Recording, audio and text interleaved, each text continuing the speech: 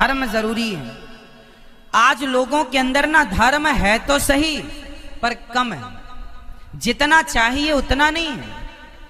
एक छोटा सा उदाहरण मैं आपको देता हूं कि आजकल धर्म कितना कम हो गया है। एक उदाहरण से इसे समझने की कोशिश करेंगे। हैदराबाद में एक लड़का है जो अपनी सोसाइटी की सभी बहन बेटियों को जब देखता है तो वो गलत निगाहों से देखता है। एक सोसाइटी है, एक लड़का है, वो जब अपनी सोसाइटी और अपने किसी भी लड़की को देखता है, किसी भी बहन बेटी को देखता है ना, तो वो गलत निगाह से, गलत भाव से देखता है। लेकिन वही लड़का जो सोसाइटी की सारी बहन बेटियों को गलत नजर से देखता, जब वही लड़का अपने घर जाता है, उसकी जवान बहन है, उसकी बराबरी की है, बड़ी सुंदर है, वो सारी लड़कियों को गलत नजर से देखता, लेकिन अपनी बहन को गलत नजर से नहीं देखता। प्रश्न ये है कि जब वो लड़का सारी लड़कियों को गलत नजर से देखता है तो अपनी बहन को गलत नजर से क्यों नहीं देखता? उत्तर दीजिए। एक लड़का है, वो सबको गलत नजर से देखता है, पर अपनी बहन को वो गलत नजर से नहीं देखता। बताओ क्यों? उत्तर दो। किसने रोका है? उत्तर दीजिए सब लोग। प्रश्न सबसे है। जो लड़का सबको गलत नजर से देखता है वो अपनी बहन को गलत नजर से क्यों नहीं देखता? किसने रोका? किसने उसका हाथ पकड़ा है? किसने? हाँ, ये मेरी बहन है, इसे किस नजर से देखना है, किस नजर से मैं इसे देखूं, वो नजरिया जो देता है देखने का, उसी को धर्म कहते हैं। धर्म प्रत्येक व्यक्ति को नजरिया देता है देखने का कि पगले ये तेरी बहन है, इसे कैसे देखना है, ये तेरी माँ है, इसे कैसे देखना है, और ये लोग हैं दुनिया के, इन्हें कैसे देखना है। जो अपनी बहन को बहन माने और दूसरों की बहन बेटियों को छेड़े, उसके अंदर धर्म तो है पर 1%। लेकिन जो अपनी बहन के साथ औरों की बहन बेटियों को भी अपनी बहन बेटी माने और पराई स्त्री में कभी नजर ना लगाए, पराई बहन बेटी को कभी गंदी गलत नजर से ना देखे, उसके अंदर जानते हो, उसके अंदर 80% धर्म है जो ये भाव रखता है कि सब। राम के जीवन में 100% धर्म था। हमारे पास 100% नहीं हो सकता पर 80% हो सकता है। आप अपनी बहन बेटी को तो अपना मानते हैं, दूसरों को छेड़ते हैं, इसलिए आपके अंदर धर्म कम है, इसलिए छेड़ते हैं। धर्म ज्यादा होता तो आपको अंदर जो धर्म है वो आपको मना करता कि भाई ये क्या कर रहा है। आप जब कोई गलत काम करते हैं और आप गलत काम करते हैं तो आपके अंदर का धर्म आपको रोकता है, ये गलत है। यदि आपके अंदर का धर्म स्ट्रांग है, पर्याप्त मात्रा में है, तो आप कोई गलत काम नहीं कर सकते, और आप करते हैं तो मतलब आपके अंदर का धर्म कमजोर पड़ गया, इसलिए आप ये गलत काम कर चुके या कर रहे हैं। इसलिए धर्म ना मरने देना। रावण का धर्म कमजोर पड़ गया, इसलिए माता सीता को चुरा करके ले आया। राम जी के अंदर धर्म मजबूत था, इसलिए शूर्पणखा जब आई तो राम जी ने शूर्पणखा को देखा भी नहीं, सीता मां को देख कर ही शूर्पणखा से बात की। पराई स्त्री को राम जी नजर उठाकर नहीं देखते। लक्ष्मण जी से पूछा गया, राम जी ने कहा कि सीता मां ने आभूषण फेंके हैं, जब रावण चुराया तो मां ने आभूषण फेंके, सुग्रीव को मिला, सुग्रीव ने दिखाया। राम जी ने लक्ष्मण जी से पूछा, लक्ष्मण बताओ ये आभूषण क्या सीता के हैं? लक्ष्मण जी ने कहा कि पांव की पायल हो तो बता दो प्रभु, मैं पहचान लूंगा। पांव के ऊपर यदि गले का, कान का, माथे का कोई भी आभूषण होगा मैं नहीं पहचान सकता। क्यों नहीं पहचान सकते लक्ष्मण? क्योंकि मैंने कभी चरण के सिवा मैंने माता सीता को कभी देखा ही नहीं, चरणों को पहचानता हूं। ये भारतीय संस्कार है, ये है धर्म। पराई स्त्री के चरण के अतिरिक्त और कहीं नजर ना जाए, चरण में नजर रहे बस। जिसके अंदर धर्म होगा वो सिर झुका के चलेगा, चरणों को देखेगा। वो घमंड का सिर उठाए तो किसके लिए उठाए? इसलिए लक्ष्मण जी सदा माता सीता को चरण ही देखते थे, चरणों के अतिरिक्त कुछ नहीं, मुंह नहीं देखा कभी। पराई स्त्री को देखना हमारे यहां ठीक नहीं है। इसलिए धर्म लाइए अपने जीवन में, भरिए अपने अंदर धर्म को। धर्म शांति प्रदान करता है, परलोक धर्म से बनेगा, धन से नहीं बनेगा। तो मनुष्य का धर्म है सत्य बोलना, दया करना, परोपकार की भावना रखना।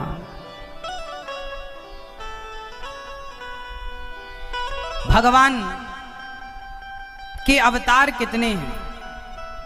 दूसरा प्रश्न भागवत जी का, भगवान के अवतार कितने हैं? बताओ भगवान के कितने अवतार हैं मैया?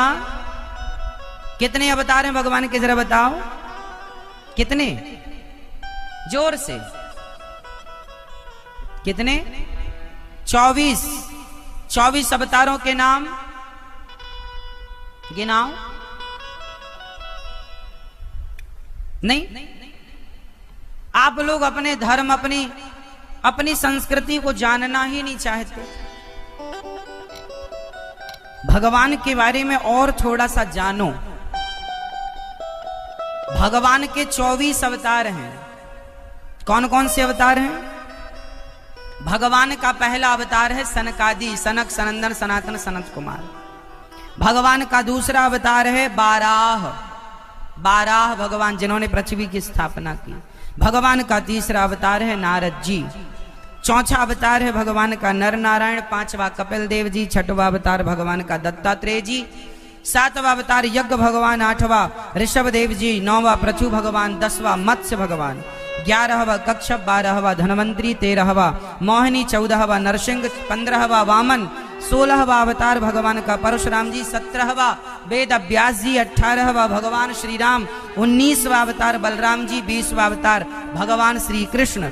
21वां अवतार बुद्धावतार। 22वां अवतार भगवान का हरि अवतार। 23वां अवतार हंस अवतार। और 24वां अवतार होगा भविष्य में। कहां होगा? संबल ग्राम, विष्णु यश नाम के ब्राह्मण के यहाँ कल युग के अंत में कल्कि भगवान का अवतार होगा। टोटल 24 अवतार हैं भगवान के। 24 अवतार, 24 घंटे, घंटे भी 24, अवतार भी 24। प्रत्येक अवतार एक एक घंटा हमारी रक्षा करते हैं ठाकुर जी, कभी राम बनकर कभी कृष्ण बनकर। 24 घंटे ठाकुर जी हमारा 24 अवतार से हमारी रक्षा करते हैं। तुम रक्षक काहू को डरना। हे प्रभु आप हमारे रक्षक हैं। वेद व्यास जी ने 17 पुराण। अच्छा, भगवान सगुण हैं या निर्गुण हैं? साकार या निराकार? मैया बताओ, भगवान साकार हैं या निराकार हैं? जोर से मैया बताओ मेरी मां, क्या है? साकार हैं कि निराकार हैं? जिसका कोई आकार ना हो उसे निराकार कहते हैं, और जिसका कोई आकार हो उसे साकार कहते हैं, सगुण कहते हैं। तो सगुण निर्गुण, साकार निराकार।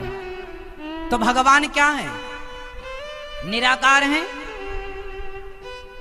भगवान निराकार भी हैं और साकार भी हैं। कैसे? जैसे पानी, पानी निराकार है कि साकार है? उत्तर दो मैया। पानी निराकार है कि साकार है? जोर से। साकार। पानी निराकार होता है, पानी का कोई आकार नहीं होता, पानी निराकार होता है। लेकिन वही पानी जब बर्फ बनता है तो वो एक आकार लेता है। पानी निराकार है पर वो पानी जब बर्फ बनता है तो आकार ले लेता है। उसी तरह भगवान निराकार हैं, पर वही भगवान अपने भक्तों के लिए जब कभी राम और कृष्ण के रूप में अवतार लेते हैं तो वही निराकार परमात्मा भक्तों के प्रेम में सगुण साकार बनकर के प्रकट हो जाते हैं। तो वो ईश्वर निराकार हैं पर भक्तों के लिए क्या बन जाते हैं? साकार बन जाते हैं। साकार हैं भगवान। तो भगवान साकार भी हैं और निराकार भी। साकार रूप क्या है भगवान का? राम, कृष्ण, ये सब भगवान के साकार रूप हैं। निराकार का तो कोई आकार ही नहीं है। अच्छा, भगवान को कौन सा रूप ज्यादा पसंद है? सगुण उपासक परहित निरत नीति दृढ़ नेम ते नर प्राण समान मम जिनके द्विज पर प्रेम। भगवान की जो सगुण उपासना करता है, राम जी की, कृष्ण जी की उपासना, भगवान ज्यादा खुश होते हैं। क्योंकि भगवान निराकार तो हैं, पर निराकार हैं तो ध्यान किसका करोगे? भाई ध्यान करने के लिए साकार रूप चाहिए। आकार होगा तो ध्यान होगा, आकार ही नहीं होगा तो ध्यान किसका? इसलिए ध्यान सगुण। इसलिए हमारे यहाँ मंदिर होते हैं, वो निराकार है, लेकिन एक चाहिए ना कि वो कैसे हैं। तो ऐसे हैं जगन्नाथ जी जैसे, रंगनाथ जी जैसे, तिरुपति बालाजी। तो ये भगवान का साकार सगुण रूप है। तो भगवान साकार भी हैं और निराकार भी। अवतार 24 हैं। भगवान व्यास जी महाराज ने 17 पुराण लिखे पर शांति नहीं मिली, तब व्यास जी ने श्रीमद् भागवत जी की रचना की और नारद जी महाराज ने भागवत जी का उपदेश किया व्यास जी को। कहा कि मैं दासी पुत्र था, संतों की कृपा से नारद जी हुआ, आप भी भागवत जी की रचना कीजिए। अब व्यास जी ने भागवत जी को शुरू किया महाभारत के युद्ध से। महाभारत का युद्ध आप लोगों ने सुना होगा, टीवी सीरियल पर देखा भी होगा। महाभारत,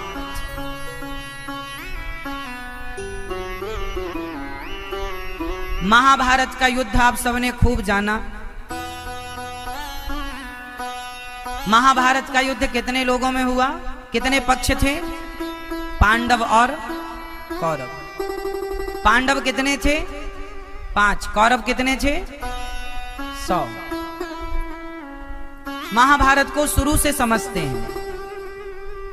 महाभारत के जो पूर्व में राजा हुए हैं,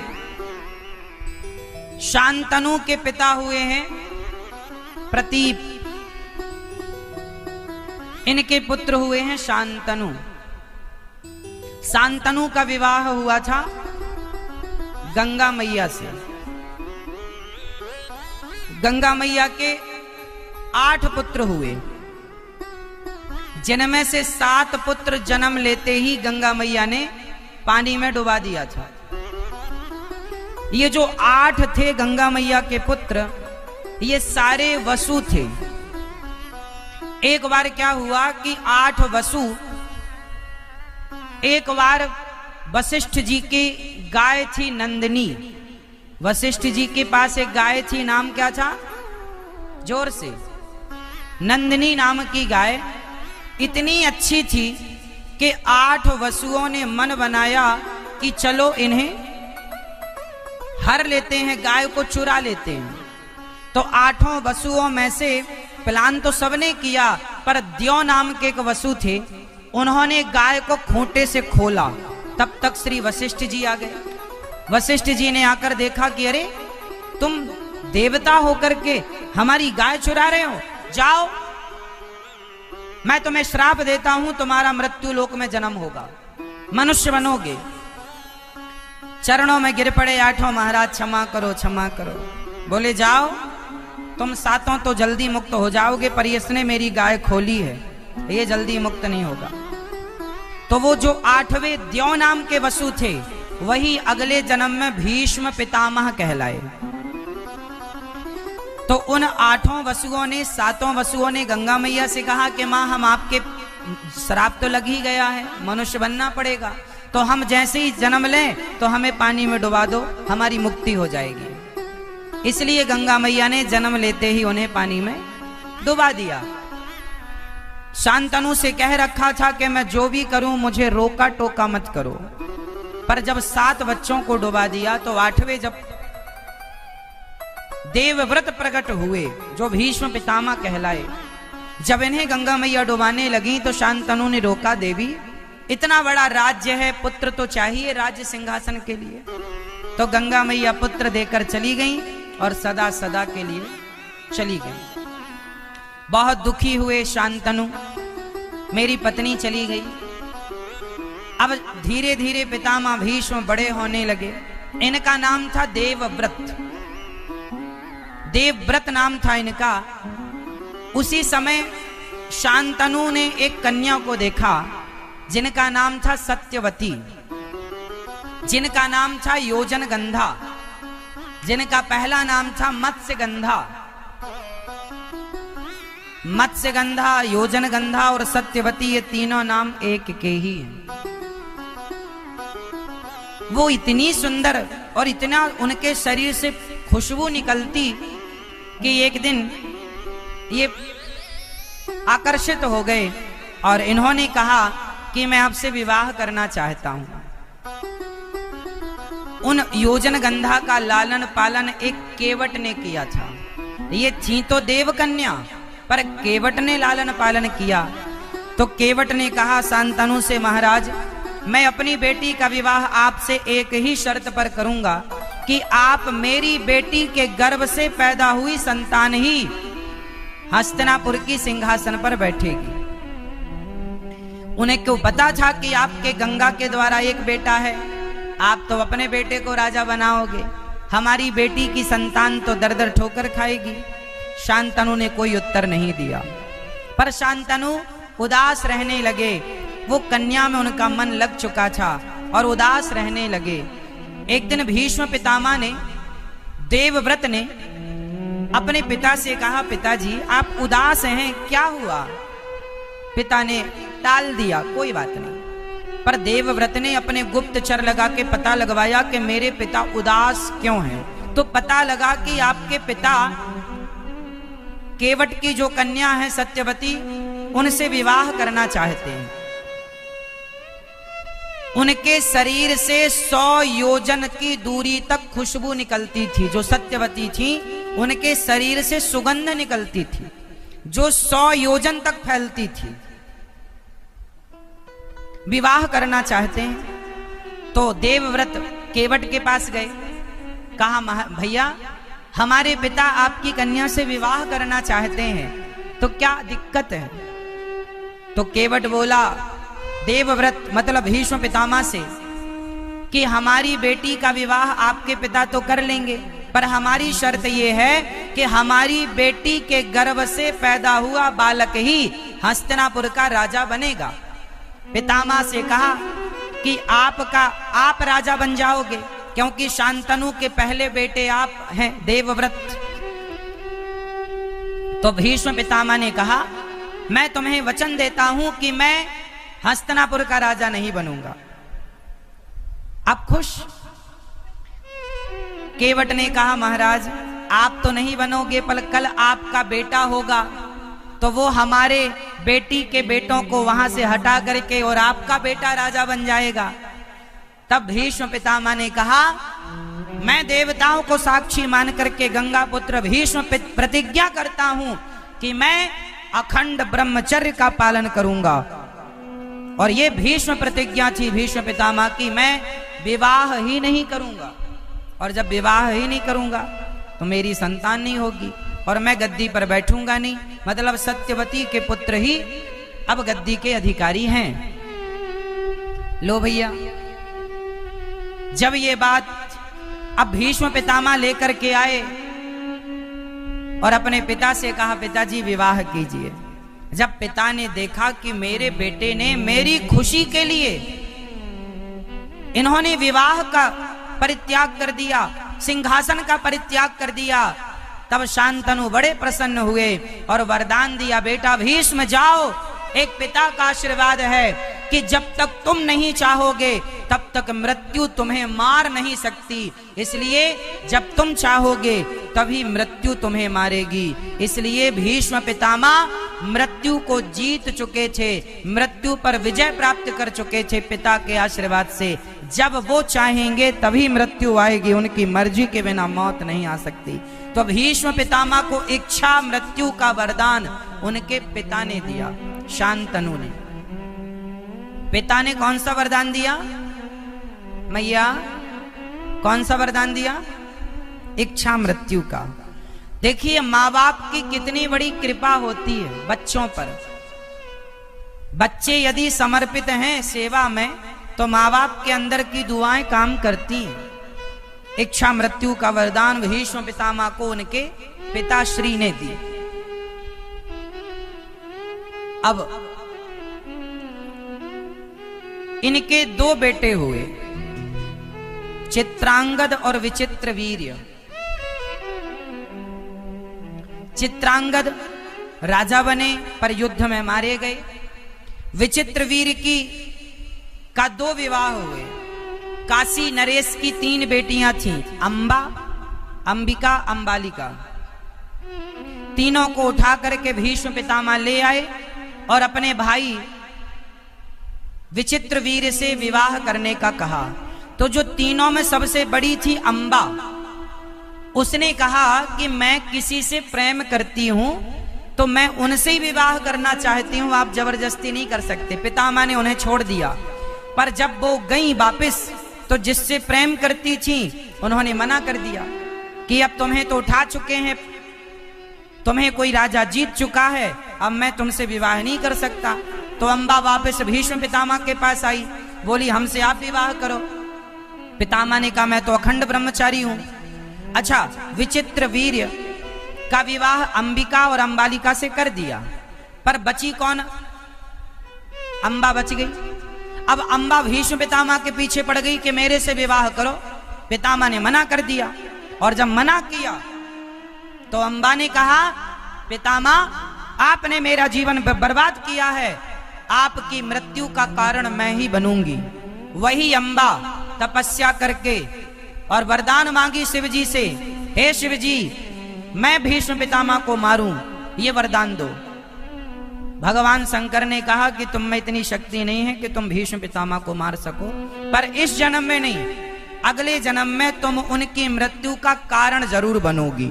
तुम में ताकत नहीं है मारने की भीष्म पितामह को। वही अंबा अगले जन्म में शिखंडी बनती है।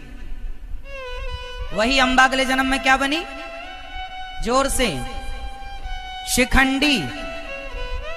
जब अर्जुन ने भीष्म पितामह से युद्ध किया तो उस दिन शिखंडी को खड़ा किया, तो वो शिखंडी बन के आई और भीष्म पितामह की मृत्यु का कारण बनी। और जो 2 थी काशी राज की, काशी नरेश की 2 बेटियां, वो विचित्रवीर्य से विवाही गईं। अब विचित्रवीर्य से विवाही तो गईं, कुछ दिन के बाद विचित्रवीर्य की मृत्यु हो गई। और दुर्भाग्य देखिए कि अंबिका और अंबालिका दोनों को संतान नहीं हुई। अब बड़ी समस्या, अब क्या करें? तो सत्यवती ने कहा अपने भीष्म पितामह से, बेटे से, बेटा तुम इनसे विवाह कर लो। भीष्म पितामह ने कहा मैं तो अखंड ब्रह्मचारी हूं, मैं नहीं करूंगा।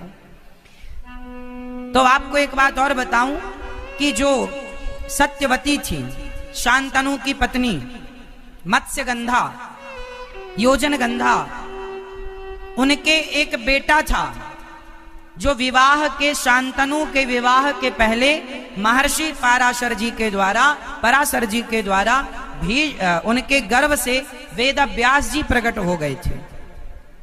तो वेदव्यास जी को सत्यवती ने बुलाया। वेदव्यास जी सत्यवती के पुत्र हैं। कहा बेटा ये 2 पत्नियां हैं पर हमारे वंश को आगे बढ़ाने वाला कोई नहीं है।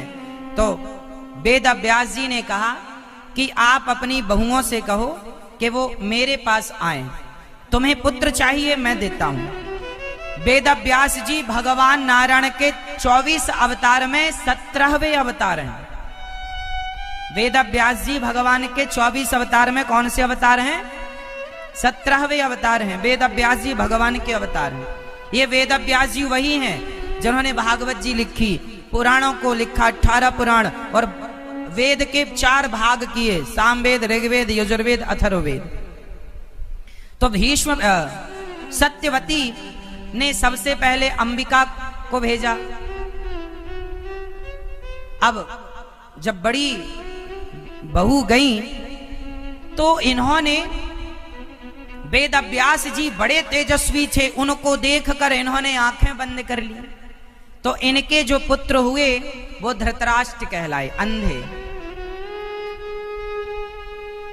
अंबिका गई तो धृतराष्ट्र, अंबालिका जब गई तो अंबालिका ने देखा तो भीष्म वेद व्यास जी को देखकर ना वो पीली सी पड़ गई, पीली पड़ गई। तो बेटा तो हुआ पर पांडु रोग से ग्रसित हुआ, पीलिया जिसे कहते हैं, पीलिया रोग से ग्रसित हुआ, जिन्हें पांडु कहा गया। अब सत्यवती ने कहा लो बेटा तो हो गया पर एक अंधा हुआ, एक रोगी हुआ। तो व्यास जी ने कहा आप एक बार और भेज दीजिए। तो जो अंबालिका थी उनसे कहा सत्यवती ने आप फिर से जाओ। तो जब वो गई उन्होंने मना कर दिया, मैं नहीं जाऊंगी, मुझे डर लग रहा। उन्होंने अपने घर की दासी को भेज दिया। तो दासी को भेजा तो दासी मस्त चली गई। उनके एक सुंदर सा बेटा हुआ जिनका नाम रखा विदुर। तो व्यास जी के 3 पुत्र हुए, धृतराष्ट्र, पांडु और विदुर। ये तीनों सगे भाई, एक पिता के, पर तीनों की मां अलग अलग। और ये पुत्र कैसे हुए? ये भोग विलास से नहीं हुए, वेद व्यास जी की कृपा दृष्टि मात्र से हो गए। भगवान है, कर्तुम अकर्तुम अन्यथा कर्तुम। भगवान जिस पर कृपा करें वो कृपा दृष्टि से सब हो जाता है। इसलिए आप इनमें वो भाव ना रखें कि भी भगवान व्यास जी ने उन स्त्रियों के साथ कोई क्रिया की, ना, केवल स्पर्श मात्र से। जैसे कर्ण हुए थे, सूर्य भगवान आए तो कुंती मां का केवल स्पर्श किया था, स्पर्श मात्र से पुत्र हुए थे कर्ण, माता कुंती से। तो ये इस प्रकार से इनका जन्म हुआ। धृतराष्ट्र का विवाह हुआ गांधारी से, पांडु का विवाह हुआ कुंती से, और दूसरा विवाह हुआ, पांडु की 2 पत्नियां थी, दोनों के नाम मैया बताओ। मैया, ओ मेरी माँ, पांडु की 2 पत्नियां कौन कौन थी? जल्दी बताओ मेरी माँ, आप बताओ। मैया, ओ पंचायती मैया बताओ, पांडु की 2 पत्नियों के नाम बताओ जल्दी।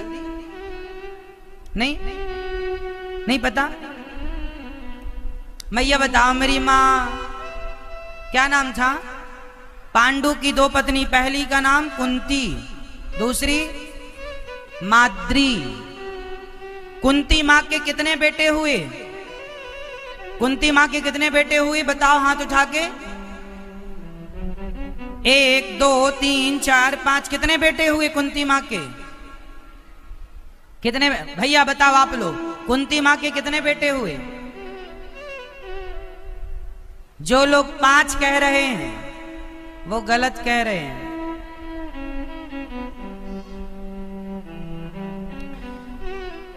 कुंती बुआ, कुंती मां से कितने पुत्र हुए?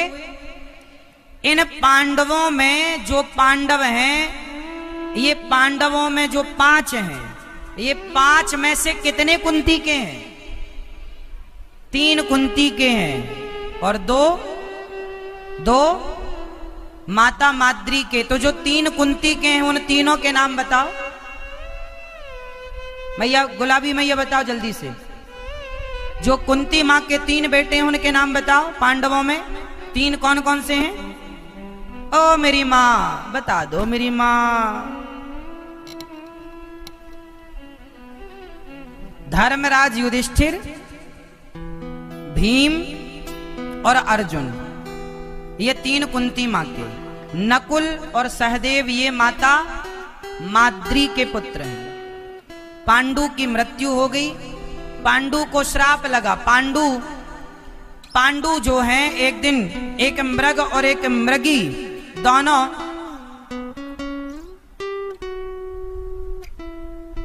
एक जंगल में शिकार खेलने गए। तो एक मृग और एक मृगी मैथुन कर रहे थे कि उसी समय पांडु ने बाण चलाया और वो मृग को बाण लगा। वो मृग नहीं थे बल्कि एक संत थे जो अपनी पत्नी के साथ मृग के रूप में रमण कर रहे थे। उन्होंने श्राप दे दिया, राजन तुमने हमें इस अवस्था में मारा, जाओ जब तुम अपनी पत्नी के साथ रमण करने की इच्छा रखोगे उसी समय तुम्हारी मृत्यु हो जाएगी। अच्छा, ये श्राप तब लगा था जब पांडु के कोई संतान नहीं थी। फिर देवताओं की कृपा से महर्षि दुर्वासा ऋषि ने कुछ मंत्र दिए थे माता कुंती को। उन मंत्रों के प्रभाव से इनके घर में संतान सुख हुआ। और पांडु एक दिन माता माद्री को स्नान करते देख, उनको कपड़े सुखाते देख आसक्त हो गए और माता माद्री का स्पर्श किया काम भाव से। उनकी मृत्यु हुई श्राप के कारण। और जब माता माद्री ने देखा कि मेरे पति की मृत्यु हुई तो माता माद्री अपने पति के संग सती हो गईं। पर माता कुंती को 5 बच्चों की जिम्मेदारी थी तो रोक दिया गया। माता कुंती सती नहीं हुई। अच्छा बताओ, हमारे भारत में सती प्रथा पहले थी या नहीं? जोर से, हमारे भारत में पहले सती प्रथा थी या नहीं? जोर से, और जोर से। थी? नहीं थी। आपका उत्तर गलत है। यदि सती प्रथा भारत में थी तो दशरथ जी के मर जाने पर माता कौशल्या सती क्यों नहीं हुई थी? बताओ। यदि सती प्रथा थी तो रावण के मर जाने पर मंदोदरी सती क्यों नहीं हुई थी? बताओ। यदि सती प्रथा थी तो बाली के मर जाने में तारा सती क्यों नहीं हुई थी? बताओ। यदि सती प्रथा थी तो पांडु के मर जाने पर माता कुंती सती क्यों नहीं हुई थी? बताओ। इसका मतलब है हमारे वेदों में, पुराणों में, हमारे भारतीय दर्शन में कभी सती प्रथा नहीं थी। बीच में कुछ राजाओं ने जबरदस्ती महिलाओं पर अत्याचार किया और महिलाओं को ना चाहते हुए भी, उनकी मर्जी के खिलाफ भी उनके पति की चिता में डालकर जबरदस्ती जला दिया। कुछ राजाओं ने मनमानी की थी। हमारे शास्त्रों में कहीं भी सती प्रथा का कोई उल्लेख नहीं है। यदि थी तो उत्तर दो आप कि कौशल्या मां सती क्यों नहीं हुई। हमारे धर्म को बदनाम करने के लिए लोगों ने ये षड्यंत्र डाला। हाँ, बीच में कुछ राजाओं ने, आज के 500-1000 साल पहले कुछ राजाओं ने मनमाने ढंग से नारियों को जलाना स्टार्ट किया, तो वो उनकी मनमानी थी। उसका शास्त्रों में दोष, कोई शास्त्रों की तो कोई गलती नहीं है, हमारे ऋषि मुनियों की गलती है नहीं। अब कोई राजा जबरदस्ती किसी को फूंक दे तो क्या कोई कर सकता है? ये मनमाना था, जिसे राजा राम मोहन राय ने इस प्रथा को बंद कराया। तो सती प्रथा भारत की प्राचीन प्रथा थी, ये कहना गलत है। सती प्रथा शास्त्रों में है, ये कहना गलत है। कहीं नहीं है शास्त्रों में। ये बीच में घुसाई गई हमारे धर्म, हमारी संस्कृति को बिगाड़ने के लिए। हमारे यहां नारियों का सम्मान था, पहले था, आज है। बीच में कुछ राजाओं ने मनमानी की, वो राजाओं की गलती है साहब। वहां पर कोई शास्त्रों का प्रमाण नहीं है। हमारे अब लोग कहते हैं कि हिंदू धर्म में नारियों को जिंदा जलाया जा। कहां जलाया गया भैया जिंदा? हमारे धर्म में कहां जिंदा जलाया गया? बताओ, एक का नाम बताओ। भाई सती प्रथा ऐसी थी कि जो चाहे वो हो जाए अपनी मन से। अब जैसे मेघनाथ मरा तो मेघनाथ की पत्नी सिलोचना अपने मन से सती हो गई, अपने मन, कोई जबरदस्ती न डाला चिता में। पांडु मरे तो माता माद्री अपने से सती हो गई और कुंती नहीं हुई। मतलब मर्जी होए तो हो जाओ, नहीं होए तो मत हो। ऐसा था हमारे यहां, ऐसा था। तो बताओ, हमारे भारत में सती प्रथा थी हमारे वेद पुराणों के अनुसार या नहीं?